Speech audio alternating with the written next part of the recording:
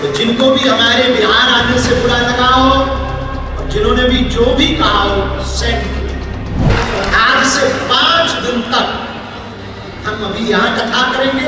आप हमें ज्यादा रोकोगे हम फिर कथा करेंगे, आप हमें और रोकोगे हम और कथा करेंगे। आप हमें गाली देते हो, हम करते क्या है? क्या हम किसी पार्टी के लिए आते या हम वोट मांगते? हम तो हिंदुओं को एकजुट करने आते। बिहार के रंग में रंगे बाबा बागेश्वर धीरेन्द्र शास्त्री। जी हाँ, बागेश्वर धाम पीठाधीश्वर धीरेन्द्र शास्त्री ने बिहार के गोपालगंज के राम जानकी मठ में दिव्य दरबार लगाया। इस दौरान उन्होंने लोगों की पर्चियां भी लिखी। धीरेन्द्र शास्त्री ने आखिरी में सिर पर ठेठ बिहारी अंदाज में पगड़ी बांधी और बिहार के रंग में रंगते हुए नजर आए। इस दौरान धीरेन्द्र शास्त्री ने ये भी कहा कि मैं भी बिहारी हूँ, सबसे ज्यादा अच्छा मुझे बिहार में लगता है। वहीं धीरेन्द्र शास्त्री ने खुद जिया हो बिहार के लाला गाना भी गाया।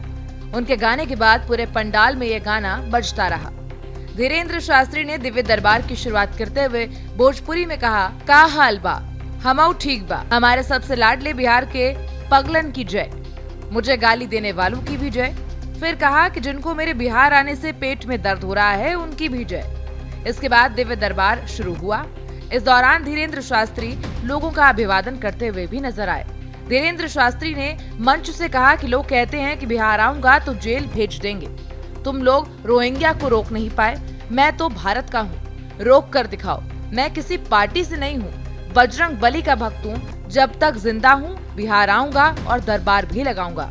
दरबार के दौरान उन्होंने लोगों से अपील करते हुए ये भी कहा कि हम मंदिरों में भीड़, सड़कों पर तूफान चाहते हैं, राम राज्य से भरा हिंदुस्तान चाहते हैं। जात पात को छोड़कर जब सारे हिंदू एक हो जाएंगे तभी भारत एक हिंदू राष्ट्र कहलाएगा। वहीं बता दें कि हाल ही में बाबा बागेश्वर का एक बयान वायरल हुआ है, जिसमें वो विपक्ष पर जमकर बरसते नजर आए। अब भारत को हम बंटने नहीं देंगे, अब हम हिंदुओं को घटने नहीं देंगे।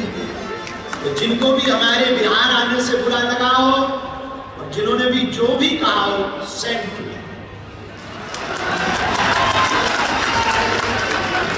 आज से 5 दिन तक हम अभी यहाँ कथा करेंगे।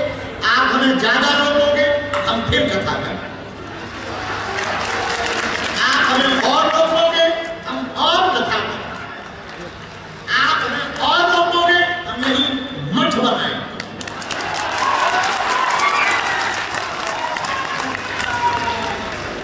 आप हमें फिर रोकोगे हम यहाँ मकान बनाएंगे, और आप अगर हमें फिर रोकोगे मरेंगे तो फिर बिहार में जन्मेंगे। इसलिए भैया हम हमेशा बोलते हैं, छेड़ोगे तो हम छोड़ेंगे नहीं। हम आपका बुरा, किसी का बुरा करने नहीं आए, हम कथा करने आए, अपने पागलों से मिलने आए। 5 दिन यही मिलेंगे और 5 दिन खूब झूम झूम के गीत गाएंगे, क्योंकि लाखों लोग जो जुड़े ना उनकी आत्मा को ठेस पहुंचता है। अरे हम अपने लिए थोड़ी आए, हम इस देश के हिंदुओं को जगाने आए।